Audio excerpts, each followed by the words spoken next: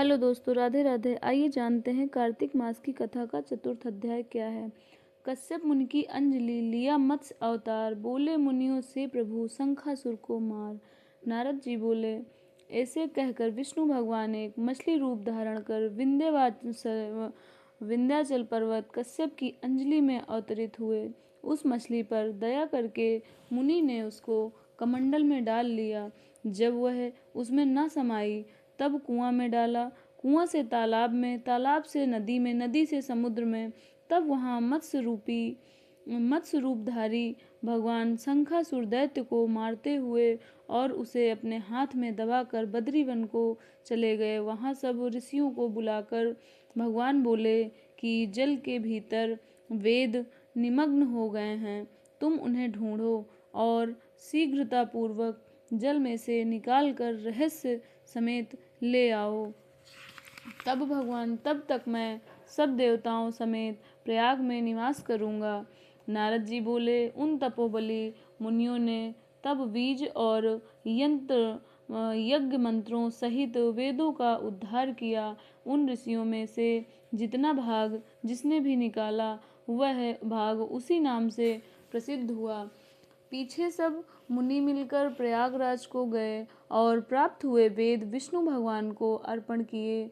संपूर्ण वेदों को पाकर ब्रह्मा जी ने प्रसन्न हो देव और ऋषियों सहित अश्वमेध यज्ञ किया। यज्ञ के अंत में देवता, गंधर्व, यक्ष, पन्नग, युहग पृथ्वी पर दंडवत और प्रार्थना करके बोले, देवाधिदेव, यह समय हमारी प्रार्थना का है। हे रमापते यानी विष्णु भगवान जी, ब्रह्मा जी ने इस स्थान में नष्ट हुए वेद फिर पाए हैं और हमने यज्ञ के भाग प्राप्त किए हैं, इसीलिए यह स्थान पृथ्वी पर अत्यंत श्रेष्ठ है, वह पुण्य देने वाला है। यह महीना भी अज्ञान आदि को दूर कर कर अक्षय फल करने वाला होवे, ऐसा वरदान हमको दीजिए। श्री विष्णु भगवान बोले, हे देवी देवताओं, जो बात तुमने कही है यही मुझे बहुत पसंद है, सो ऐसा ही होगा। यह ब्रह्मक्षेत्र नाम से सबको सुलभ होगा।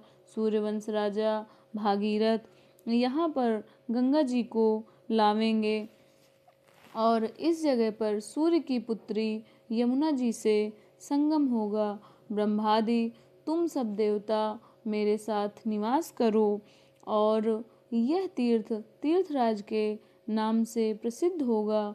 यहाँ किया हुआ दान, तप, व्रत, होम, पूजा आदि कर्म अनंत फलदायक और मेरे पास पहुँचने वाले होंगे। अन्य जन्मों के किए हुए पाप कर्म भी इस तीर्थ के दर्शन मात्र से ही नष्ट हो जाएंगे। जो मनुष्य देह धारण कर मेरे समीप प्राण परित्याग करेंगे वे मोक्ष को प्राप्त होंगे। जो पुरुष अपने पितरों का यहाँ श्राद्ध करेंगे उनके पितृगण मेरे स्वरूप को धारण करेंगे। यह काल भी मनुष्यों को पुण्य फल देने वाला होवेगा। माघ मास में मकर संक्रांति को प्रातः काल स्नान करने से यहाँ पर संपूर्ण पाप ऐसे नष्ट हो जाते हैं जैसे सूर्य से अंधेरे का नाश हो जाता है। उनको मैं सालोक्य, समीप्य और सारूप्य इन 3 प्रकार की मुक्ति क्रम से देता हूँ। हे मुनीश्वरों, मैं सर्व ज्ञान रूप से बद्रीवन में सदैव निवास करता हूँ। जो फल अन्य तीर्थों में 100 वर्ष में मिलता है वह तुमको वहाँ 1 दिन में ही प्राप्त होवेगा। उस स्थान के दर्शन करने वाले मनुष्य जीवन मुक्त हो जाते हैं, उन्हें कोई पाप नहीं लगता। नारद जी बोले, हे प्रभु, देवता लोग ऐसा कहकर ब्रह्मा जी सहित वहीं अंतर्ध्यान हो गए और इंद्रादिक देवता अपने अंशों से वहाँ स्थित रहकर अंतर्ध्यान हो गए। जो मनुष्य शुद्ध चित्त से इस पवित्र कथा को सुनते हैं उनको प्रयागराज और बद्री बन जाने का फल मिलता है। कथा समाप्त होती है। अगर कथा अच्छी लगती है तो लाइक एंड सब्सक्राइब करें। राधे राधे।